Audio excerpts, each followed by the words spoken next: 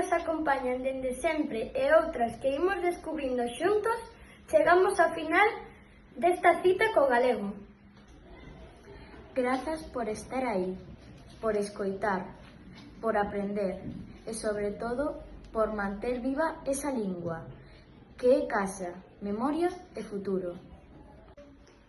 Agardamos que o que compartimos estes 21 días vos deixe un sorriso, unha curiosidade ou unha pequena chispa, para que sigades leendo, falando e gozando da nosa lingua. Porque, como di o refrán, comer e falar todo é empezar.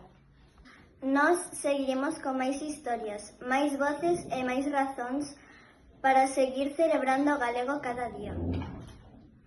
Coidadevos moito e non esquezades que tedes unha cita co galego e o galego ten unha cita con vosco.